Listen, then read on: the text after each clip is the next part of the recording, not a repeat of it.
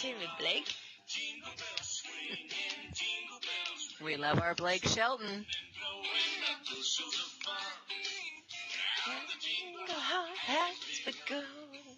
It's not just Blake Shelton getting into the Christmas spirit. No, it's certainly not. Yes, this is the Mom Squad show, and you have to go to our Facebook, follow us on Twitter, because, well, Kira is ahead of the ball game. Already sent out her Christmas cards. We all hate her. Those of us that haven't done it yet, we despise people ahead of the game. She's one of them. Hey, I'm a mom of twins, okay? I got to get things done and in the mail, and I want people to know that I love them and I appreciate them. I did it on an airplane flying to an assignment. Well, so I love you too, but you're not going to hours. get your card till like the 24th, so just deal with it. But I got my card early, so you have to go to momsquadshow.com, follow us on Facebook and Twitter to see a little picture of Kira's Christmas card and the present that she sent me that I threatened to murder her in her sleep if she did not. Frankie Ballard. Oh, is that what FB? Is that what FB stands for? I thought it stood for fat booty. It could be mine too, yeah. Or F. What's the other one? Come on. No. I'm not saying We're booty. not doing that. Anyway, it fits me perfectly, and you'll be able to see that, but only if you log on to momsquadshow.com and follow us on Facebook and Twitter. We've got a lot to talk about today. We're really excited. We're clearly in the Christmas spirit. Kira, what did you do with your chitlins? Oh, we're going to talk about that. We're going to talk about heading to a Christmas tree farm and what a great experience that is for kids if you have kids, and what is offered out here in the beautiful state of Georgia. And then I know we're also going to talk about your Secret Santa project at the Duffy House. And on a serious note, I really want to talk about college rape today. Yeah, a new series that you're working on. And also, the holidays can be stressful. And we're talking to those couples, moms, dads, everybody that may be thinking about having kids. And during the holidays, that's difficult. It's difficult when you have kids. It's difficult if you want kids. So we're going to talk about all of that. So let's go ahead and get the show started. We have a guest that's going to be joining us, Kira. She is a regular Mom Squad member, and talk about stress during the holidays. If you are in the midst of, if you don't have a family, and Christmas time can bring all that, to the forefront if you're trying to have kids, which you are intimately familiar with, Kira. So I love Nicole. She's fantastic, and we're bringing her back because our conversation about fertility and having kids created such a buzz, and we got so much feedback. We wanted to bring her back during the holidays because a lot of people are thinking about, I got some downtime. Let's work on having a family. There's people going through fertility, and she has a lot of important things to say. Joining us now, she's a regular mom. She's back. We love her. It is Nicole Witt from Beyond Infertility and the Adoption Consultancy. And we are both, if you remember correctly, the last time we had her on, we are both POI women living, I don't want to say survivors, right? Because we're not survivors of anything. We're just women living with POI and managing it properly.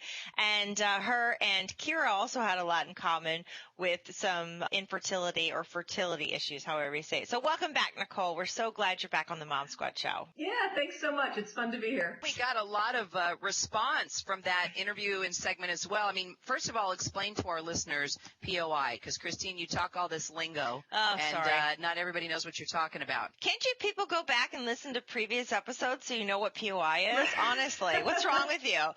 No, because we have so many new listeners, okay? We have so many new listeners every day that you have to, you have to be respectful for the new people that are tuning in.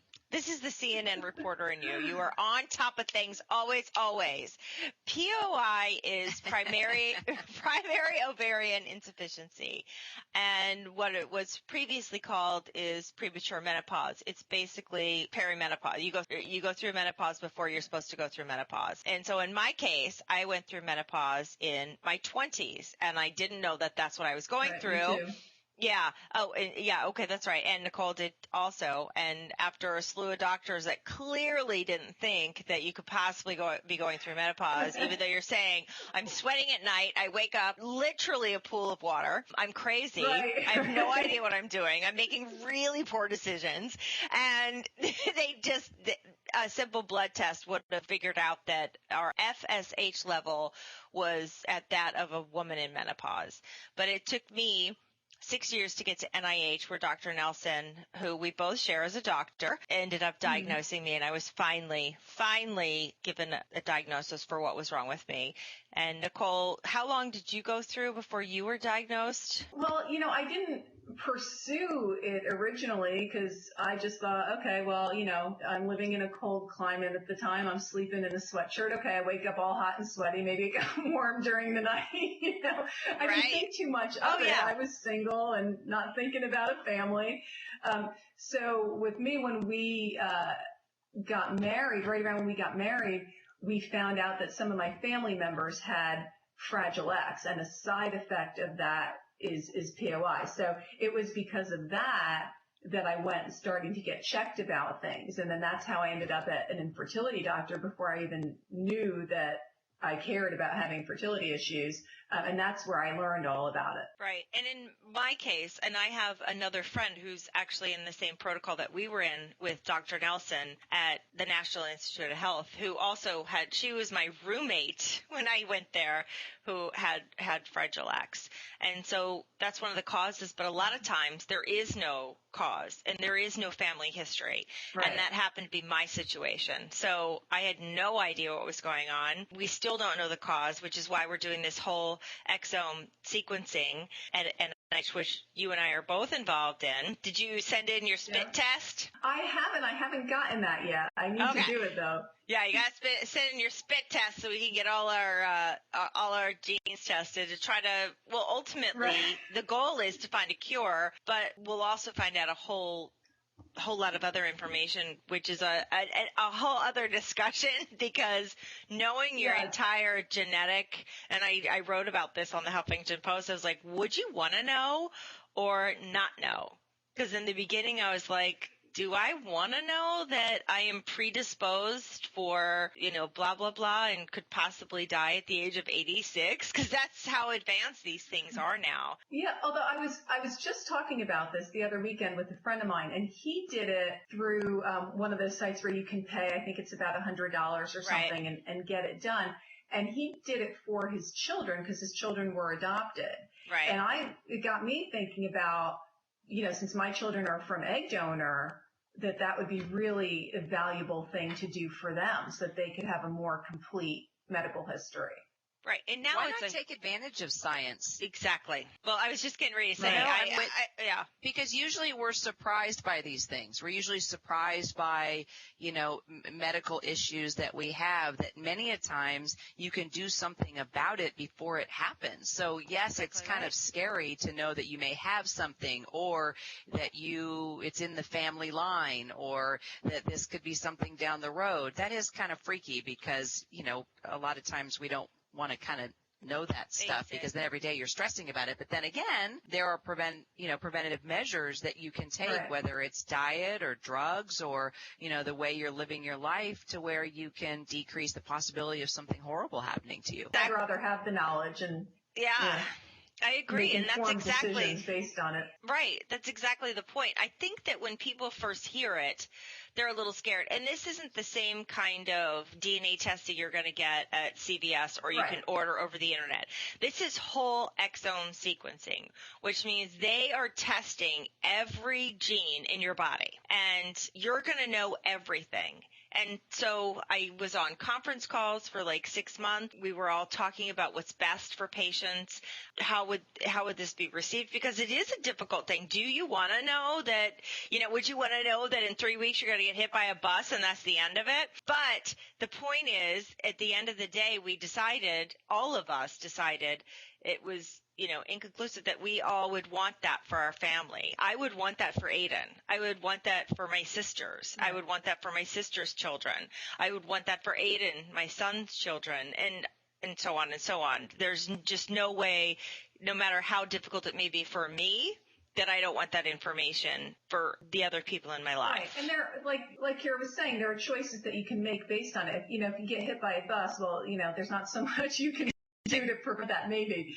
And some of these things you can't prevent. What, nature's going to take its course, but you can make some informed decisions that may have some impact or delay things or whatever. Right. Or you could be proactive. If you have the breast cancer gene, you can be proactive in making sure that you are in there instead of every 5 years, if that's what your doctor says, you're in there every year, or whatever it is. You can be proactive about these things.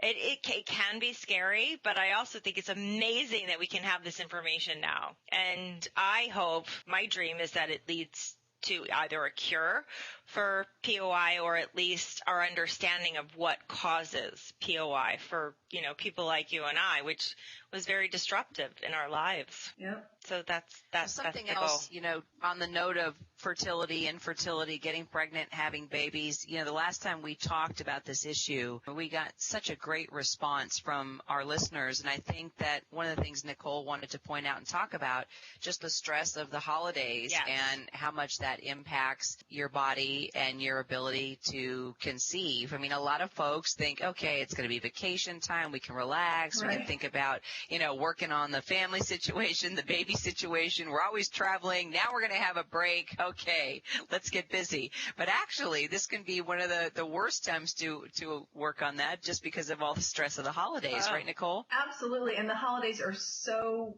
child-centric, which is great once you're a parent, but it's so hard with all the events and all the kids around, and then all the relatives, asking the questions and offering advice, and it's sort of like the perfect storm of all these factors that come together to make it a really stressful time. Nicole, what would you say to people like in your Beyond Infertility? So if people are struggling to have children and they're trying and they're active, this is, like you just said, this is a horrible time to be wanting a baby. Yes. Everything is about kids. It's Christmas. It is such a depressing time.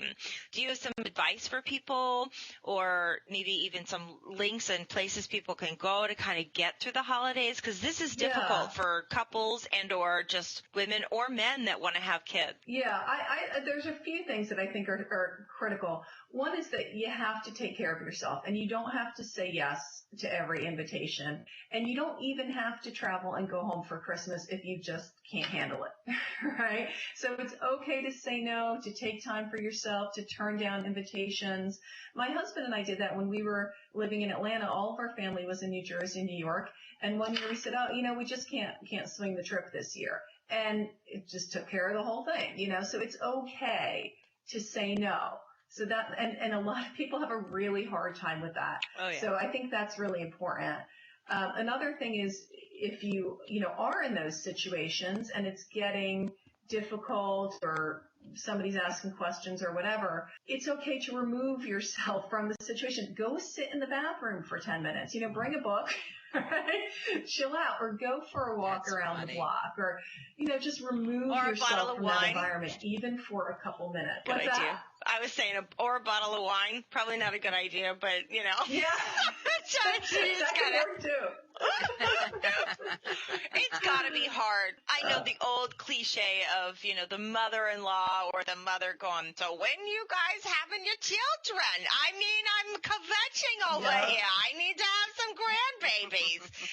And if they don't know about your issues, that's tough. That's really tough. And a lot of people don't like to tell their families when they don't even themselves know. I know I didn't right away. I didn't know what was going on. Exactly. And I think it's important to, you kind of know who's going to ask what questions and how they're going to say it and what their intent is going to be. So my husband and I strategized ahead of time and said, here's what we're going to say when this person starts asking this question. Everything from, the old, why do you ask, to kind of make them realize maybe they're being too nosy, or, some people will say things like, or we're working on it, or we'll let you know when we have news, or it's none of your stinking or some business. people have, plenty of sarcastic comebacks. Is that wrong? Should you not say that? But it's none of your stinking business. Why are you asking about my reproductive life? Right.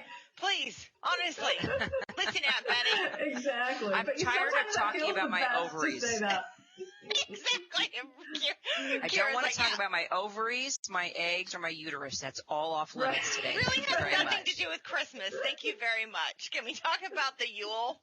But yeah, it's good to just be prepared with what you're going to say so you don't get caught off guard and then you get upset and then you share more than you wanted to share and then you got to keep explaining. So just be prepared with what your answers are going to be.